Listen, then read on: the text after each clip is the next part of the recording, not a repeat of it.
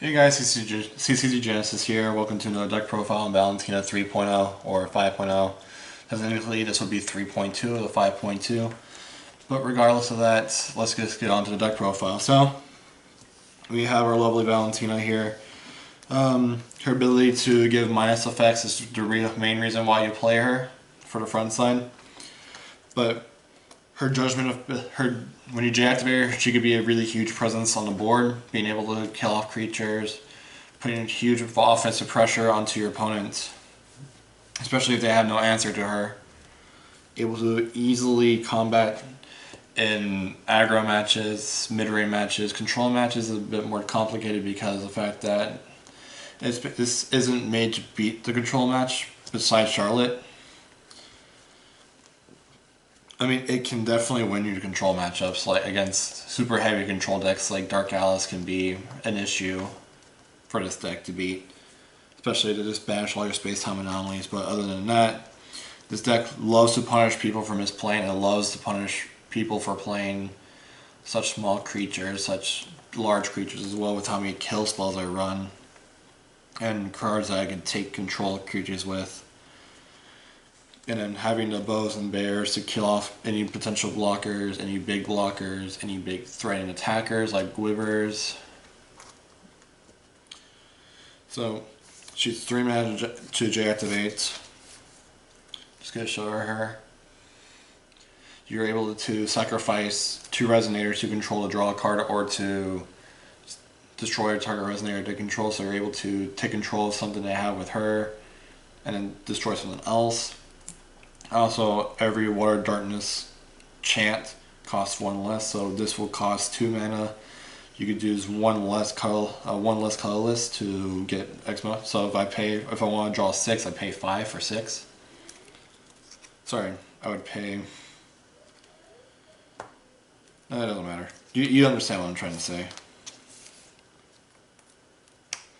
So other than that, we have Alice's little soldier. She's just a nice chump blocker. Being able to block, draw a card. She has a little offensive pressure because no one really wants to block her either because no one wants you to draw a card. She eats bears and bows sometimes because again they don't want you to draw a card, but they don't want to take as much damage, constantly taking her damage. It would be the same reason why Illusionary Protection is here because again he eats the bears, he eats the bows. He just eats bears and bows alive. So that's fine. Hera's just to destroy regalias like bows, like Death Scythe. Force your opponent to use horns, force them to sacrifice off Leviathans. Then we play 2 very discard effect in the game. Well, chance discard effects. 2 Scorns, 2 Cedar Resonators, so you want to get rid of hooks. Or ramp creatures, Melfies for example, are really nice to get rid of. Tamas, so they don't cycle out cards. Percivals, etc. Needlesmiths to get rid of counter spells, or just to get rid of important spells that you know your opponent needs, like Moonbeam Butterfly. Lepus's Darkstorm to let your opponent have less of advantage, while you're able to kill off like Tamas, basically because of the -2 from her. You're able to combo the -scene effects multiple times. Massive discard / massive draw power for the deck, so you can use this late game to draw a bunch of cards. Bows are just early game protection. They do hit J-Rulers, which is nice to do. Bears are also with the early game protection package, basically. You're able to use this as well if you even didn't have the bows. You're able to put into more fair trades. Leviathan just to be able to hit with Valentina or to sacrifice off resonators if you really need to. Death Scythe is obviously a thing because you just don't want your opponent's rulers to have imperishable or swiftness. The +2/+2 is nice. Lunar Lakes are a very nice addition to the deck, mainly because you don't want activated automatic abilities to go off. I would have Abduls in here and just play more Abduls, but I don't have enough Abduls. I only have 2, so I don't really want to do that unless I have 3 to 4.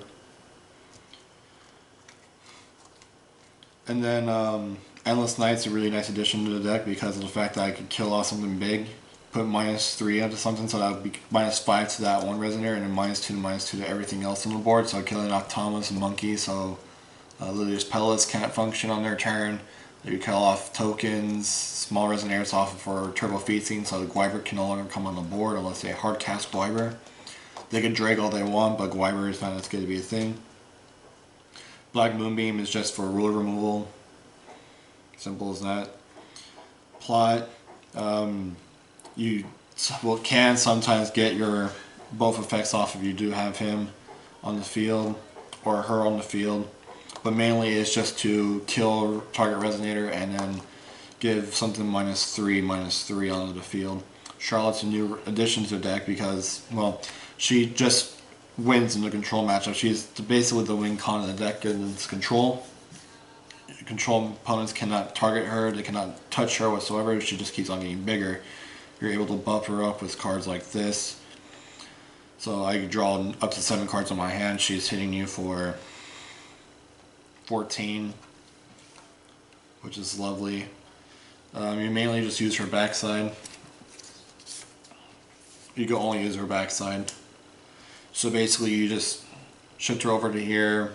She's a huge pressure because no one really wants to block into her. People will let you just attack with her and just constantly take 5 damage. She eats the bears and bows again, but mainly these are the ones that you want bared and bowed because you don't want her to get bared and bowed. But sometimes it just does happen. You can also space time her herself to take control of your opponent's resonator. I've done that multiple times when she's just rested. It's like, okay, pass turn. Swing with her for 5, pass turn. Okay, swing. Okay, space time anomaly, and the one that on a Gwyber that hasn't space time on her, take the Gwyber that hasn't attacked this turn and block with their Gwyber. So I got rid of 2 Gwybers that turn, which is lovely.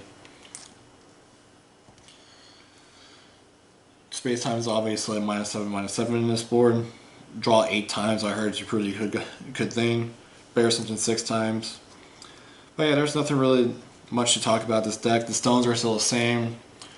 1 Sorrowful Necromancy Memoria, 1 1 Aloof Researcher Memoria, 4 Remains of Atarantica, 4 Dark Depths. The side decks changed a bit. So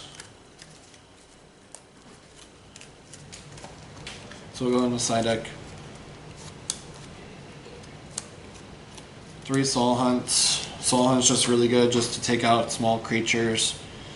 You kill off a token and you're forced them to sacrifice something else. And the control mirror is just make your opponent discard more cards, which is fine. Another leaf is the Darkstorm, just again, more discard effects.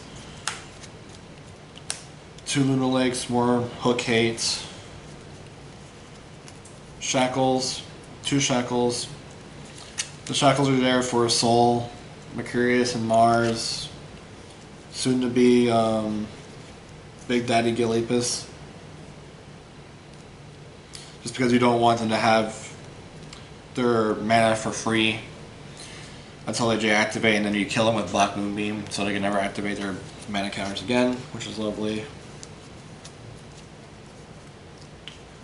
2 down to drain for that really random aggro match. 1 more Hera for more Regalia hate. 1 Magic Rebound, and then 2 Illusionary Wizard, just for more creature, just for more resonators in case I need some. But yeah, that's pretty much the deck profile, guys. I hope you guys enjoyed it. Sorry if I sound so mundane. There's really nothing for me to really talk about this deck since I've already done it 2 times on my channel. I'm doing it again because, well, it's a different list. It's been updated. I grabbed the bow by mistake. It's been updated 2 times. I mean, to be fair, I did sort of like base this one more around towards the Georgia HEP top list.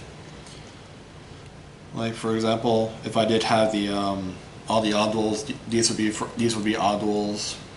So like if you want to, you can replace these for odd duels. If you have them, I would recommend playing odd duels. They're really strong. This also hits the stealth control matches. You pay 2 to kill stealth set cards, which a lot of people apparently keep forgetting that it can do that.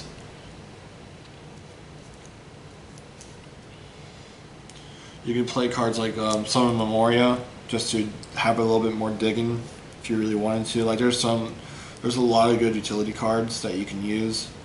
And then next I can't wait to show you again what I'm going to be doing with this deck, because I'm going to be using a lot of the new black-red stuff, which is going to be rather interesting. So I look forward to that, and I hope you guys have a great day.